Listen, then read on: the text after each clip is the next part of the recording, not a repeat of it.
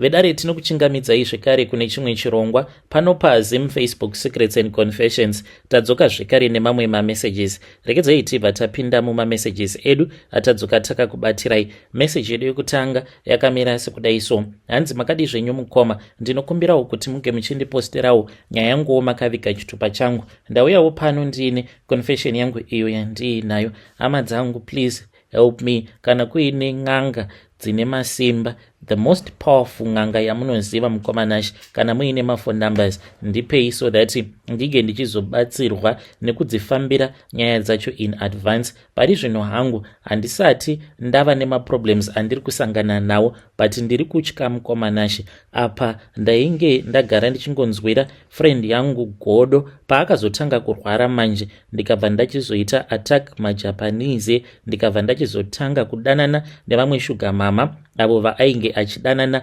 navo muzulu uyo anogara kuDurban. So inini nefriend yangu takasanganawo muno mumuJoburg, ndokubva tachizotanga kungogara tose, but iye akazongotanga kungoita mari mukoma. Ndainge ndichingoti zvimwe kuda. Akabva achizondiudza kuti ainge aine chigame chaainge ava kutamba, saka aipinda pamasocial media obva achizotsvaka vakadzi vanenge vari vechikuru obva atanga kudanana navo. Vamwe vacho mukoma aisatombosangana navo physically, apo vachimupa magifts vachitomubhadharira rent. Pandakazoona kuti chigame ichi chinobhadhara, mainge muri mugore ra2021 paakatumidzirwa mari yakawanda kwazvo noumwe mukadzi wekuSwaziland ari wechikuru, nekuda kwekuti vainge vachingodanana pamafoni. So akabva achizotanga kufambidzana nemukadzi uyu muzulu wandakazomurovera maattack. Mukoma ainge achibhadharirwa renti, kutengerwa hembe, anything chaainge achingoda. So iniwo ndakatombochizamawo chigame chacho ichocho, but vakadzi vose avo vandainge ndichipfimba vainge vachitongondibloka, vachitongondiramba. So uyu paakazotanga kurwara mukoma, this was after aenda kunomuona mukadzi uyu kuDurban, because aiwanzokuti maybe after 2 months obva aenda kuDurban achinonomuona. Akazondifonera akabva ati zvandasangana nazvo kunoku hazvitauriki. Saka ndakamubvunza kuti ko wasangana nei apo paainge achidrive achibva ikoko kuDurban, but akaramba manje achingoti no, ndichazokuudza wena, hazvitauriki. Izvezvi ndichidrive kudai usiku ndazotoitawo zvekutopika up mapassengers vanga vari pahiking spot, because ndatoona kuti ndiri ndega nezvose zvandasangana nazvo. Nzira yacho haingazombofambike uri 1 apa uchidrive usiku. Ndichazokuudza kana ndasvika kuJoburg. So mukoma Nashi akazoti auya kunoku, ininiwo ndo pandakabva ndachizomboita busy nebasa, saka taingotaura pafoni achingoti andichazokuudza 1-on-1 kana wauya kuDeni. So akabva achizotanga kurwara mukoma ari kubasa, ainge achingorutsa chete, achingorutsa, but aiti ndiri kungorutsa zvinhu zveblack zvakaita kunge zvimanyama.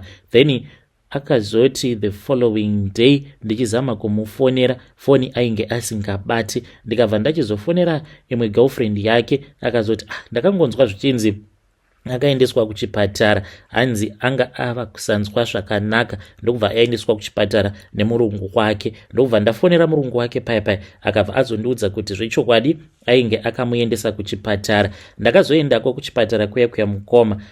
Situation yandakanosangana nayo ikokoka yainge ichityisa mukoma. Munhu airwara, kana kutaura ainge ava kusagona kutaura. So ndopandakabva ndachizongotorawo mukana ndichitanga kutaura naye mukadzi uyu wekuKwaZulu Natal. Ndainge ndisitomborina kana pfungwa dzekuti ndige ndichizomupfimba, so ndainge ndichida kungomuudza kuti kunoku munhu wako ari kurwara. Saka takataura tose the very first day. Ndokubva achizondifonera, it was somewhere kuma 1 am. Ndakavhunduka paakandifonera neWhatsApp ndikati zvimwe kuda friend yangu ainge asangana maybe neproblem. Ndokubva tatanga kutaura paya, akabva ati iye ainge achingonzwa kungobhoyekana nekuda kwekuti boyfriend yake friend yangu ainge achirwara. Akabva ati ngatitaurei. Takazotanga kutaura mukoma, ndikatoona kutoti panapa painge pava kutoda attack. Ndokubva ndatorova attack paya, tikabva tachizototanga kutowirirana. Mushure mekunge tatanga kuwirirana, akabva ati usambofa wakaudza friend yako kuti iwewe neni tava kufambidzana. Friend yangu mukoma akazorikavha zvake, but maondero acho aari kuita, but chava kundirwadza manje ndechekuti iniwo nekuda kwekuti ndainge ndava kudanana negirlfriend yake, ndakabva ndachizongotanga kungomuavoida, ignoring him, zvekuti dai ndakagara ndakaziva mukoma mukadzi uyu ndaisambomuchiva kana kusamboda kudanana naye, because after ndazoendako kuDurban mukoma azvechokwadi pane zvimwe zvinhu zvakaitika ndiriko kuDurban zvandisinganzwisisi. The first night akaramba kurara neni, then mangwana acho ndopaakazobvuma kurara neni, asi tapedza kurara tose ndo pandakangoona umwe munhu akangoti mvee achifamba ndokubva atoenda akanopinda mumadziro. Saka ndakangofungidzira kuti zvimwe kuda maybe ndini ndainge ndakanganisa kuona, because tainge tiri mubedroom. Saka ndakamuka ndichida kunoita wet, door remubedroom rainge rakavhurika. Saka ndakati ndichifamba ndichienda kubathroom ndopandakabva ndachizoona kuti mupassage mainge muine umwe murume uyu akangoti mvee achifamba ndokubva atonopinda mumadziro, in which tainge tiri tega. Ndakavhunduka mukadzi uyauya ndokubva ati kochi, why are you panicking? So ndainge ndisingadi kumurakidzira kuti pane zvandainge ndaona, ndichifungidzira kuti maybe mazimweya enhamo, mweya wehurombe, mazimweya edzinza asingadi chakanaka. Ndokubva ndatongoti no nothing, hapana kana chandaona ini, because ainge ondibvunza kuti kasi pane munhu wauri kuona here. Ndakaenda mubathroom yamuya ndokubva anditevera, ndokubva tadzokera tikanorara mukoma. Asi usiku hwose ndainge ndichingorota murume umwe ainge achipinda mubedroom zvekuti ndakatombomuka ndikavhara door, but ndaizoti kana ndapepuka zvekare ndobva ndaona door remubedroom umo matainge takarara rakavhurika. Apa iro zimba racho rigoti rakakura, zimansion zidouble story, apa anogara ari ega mukadzi uyu, even though aine vana zvake, haatomborina kana maid. Aitoti iye haafarire kuti ange achizova nemusikana webasa anenge achimushandira permanently, saka anongotsvakawo vanhu vetemporary vobva vauya kuzoshanda, then that person obva azoenda achiti anongofarira kugara ari ega kana kuti nemafriends ake. Ndakati ndainge ndapinda. Ndichibvako ikoko kuDurban akandipa 10 cash, then imwe 10 akabva azondisira muaccount. Ndichizonosvika kuJoburg mukoma ndikatoona kutoti zvechokwadi mari iyaya ainge anditumidzira yainge yatopinda mukadhi rangu remukuru. So mukoma Nashi kusvika pari zvino nditori nemazistresses akawanda. Apa iye anogara achindifonera achiti uya, ende nditofanira kutoti ndinge ndichitoendako kuDurban this month end, because ane mari yaari kuda kundipa. But problem iripo ndeyekuti friend yangu akazondiudza zvose izvo zvakaitika paainge ari kuDurban. Iye anoti hanzi mukadzi uyu one day akabva ati ngatinwei doro, because ndine secret yangu yandiri kuda kukuudza. Saka uyu akabva azoti ndakatongofila kuti munhu uyu kana aine secret yake yaari kuda kundiudza, why does she want me to be drunk? Why ari kuda kuzondiudza secret yacho inini ndakadhakwa? Ndo paakabva achizongozviudza kuti zvainge zviri nani kuti ange achinyepedzera sekunge iye adhakwa, even though asina kudhakwa. So mukoma Nashi ainge achingoita sekunge munhu ari kunwawo, but ainge asinganyatsokunwa semanwiro ainge achiita mukadzi uyu. Saka hanzi mukadzi uyayo paakafungidzira kuti zvimwe kuda ndainge ndadhakwa, iyewo ainge atodhakwa. Hanzi ndo paakabva achizomuudza kuti murume wacho asati afa ainge aine makombi ake ainge achifamba route yeDurban Joburg. Saka hanzi nerimwe gore kombi yavo yakazoita accident. Muaccident imomo hanzi makatofa vanhu vainge vachitosvika kuma7. Mushure mekunge vanhu ava vafa, hanzi mwana wake mukomana ndokubva achizotanga kupenga. Mwana wacho iye hanzi ainge ari musoja. Saka pavakazotanga kufamba ndo pavakazobetserwa neimwe n'anga iyo yakati inini masimba angu ndinomatora kuMozambique, saka tinokwanisa kuzoendako kuMozambique kana mukaunganidza mari. Ndo pavakabva vachizoenda vari vose kuMozambique, vakabva vachizonobetserwa kuti mweya wevafi vaya vainge vava kupengesa mwana wavo mukomana usazongoramba uchivanetsa. Ipapo zvekare ndo pavakabva vachizopiwa zvitokoloshi, in which zvitokoloshi zvacho izvozvo iye friend yangu anoti hanzi akaudzwa kuti zvitokoloshi izvozvo inyoka iyo yekuti iwewo paunenge uchiona sekunge unenge uchiita bonde naye mukadzi uyu unenge uchitoita bonde nazvo zvitokoloshi zvacho izvozvo. So mukomanashi ndo zvaanoti akaudzwa neshuga mama iyo yandava kufambidzana nayo pari zvino. Paakandiudza nyaya iyi mukoma, hana yangu yakarova, asi kusvika pari zvino ndichiri kudanana navo madha ava, iyewo haatozvizivi kuti ndiri kufambidzana nashuga mama vake. Saka ndauyawo pano ndikutsvakawo advice, ndoita sei, mari ndiri kuida, ndanga ndiine target yekuti ndichidanana navo vachidipa mari ndichisevha mari, then kana ndikaona sekunge mari yangu inenge yawanda, zvandinenge ndava kuita ndezvekuti ndinobva ndachizotsvaka business rekuita ndobva ndazorambana navo. But problem ndiyoyo mukomanashi yekuti mukadzi uyu anonzi ane nyoka, iwewo paunenge uchifungidzira kuti uri kurara naye unenge uchitorara nenyoka yake. Should I continue kana kuti ndongosiyana hangu nazvo? Hey, vedare ndo message iyo yandakatumidzirwa ichibva kuna mukoma vedu avo. Strange things indeed they do happen in this world. Pakaipa hanzi ndakamurovera attack majapanese.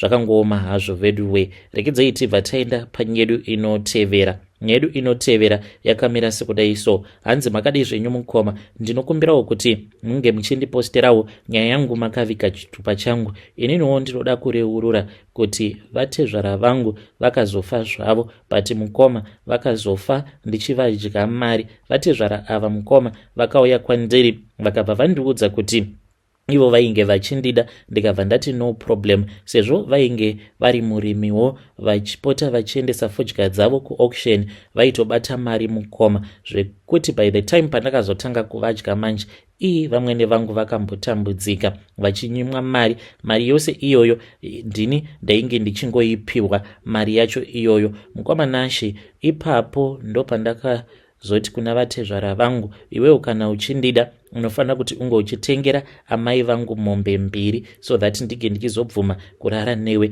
Vakabva vachizobvuma vatezvara vangu ava mukoma, vakabva vandipa mari, vakandipa mari kekutanga, ndikaenda ndikanotenga mombe uye zvekare ndikazotenga imwe mombe. Kutaura kudai mukoma, kwedu danga rakazotosvika pakutozara. Murume wangu haatozvizivi kuti baba vake ndivo vakatondipa mari yekutoti ndige ndichitotenga mombe idzodzo. Tainge tisitomborina kana mombe mukoma, but hakuna hake umwe munhu anozviziva. But mwoyo wangu unongoti dai ndakwanisa kuwanawo umwe weukama wandinozivisa. So handizivi kuti ndoudza ani, amai vangu here kana kuti munin'ina wangu. Mukaposta nyaya yangu ndiziviseiwo, ndichange ndichizotevererawo ndiri mucomment section. Vedare ndo message iyo yandakatumidzirwa ichibva kuna vanzvadzi vedu avo. Zvakangooma hazvo veduwe, pakaipa. Rekedzai tibva taenda panyedu inotevera. Nyedu inotevera yakamira sekudai so. Hanzi makadi zvenyu mukoma, ndinokumbirawo kuti muge muchindiposterawo nyaya yangu makavika chitupa changu.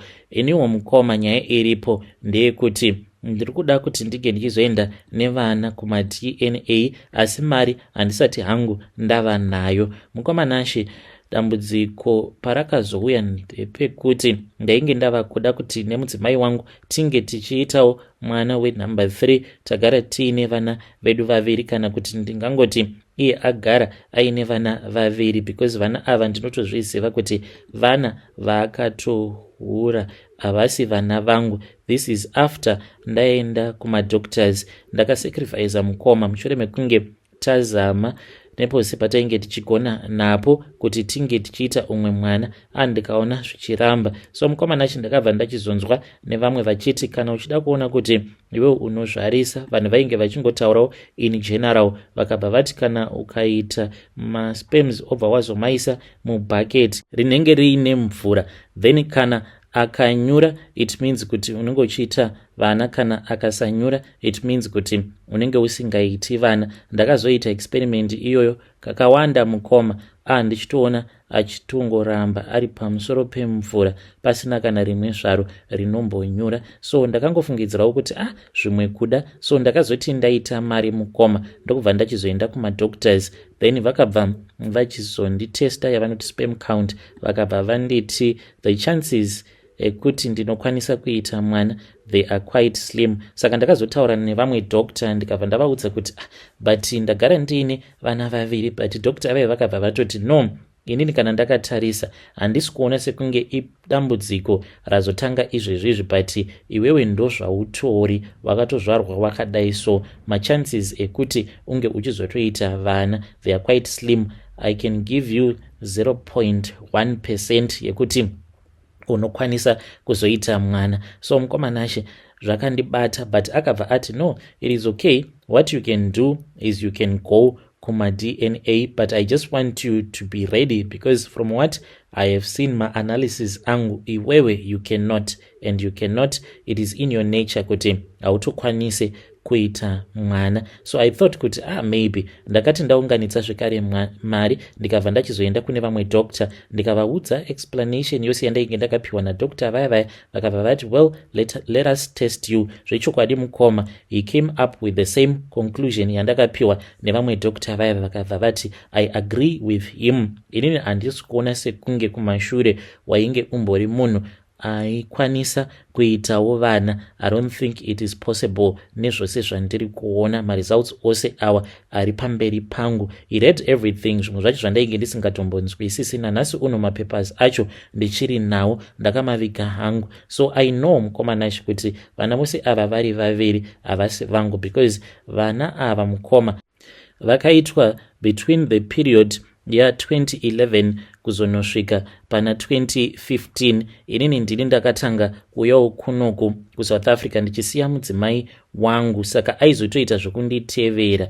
Then kana adzokera kumba vati ndine pamuviri. Izvi zvakaitika twice pavana vedu ava vatakazvara. Takazototanga kutogara tose manje. Ndaona kuti mhuri yakura. Kana mukaposta nyaya yangu ndiziviseiwo, ndichange ndichizotevererawo ndiri mucomment section.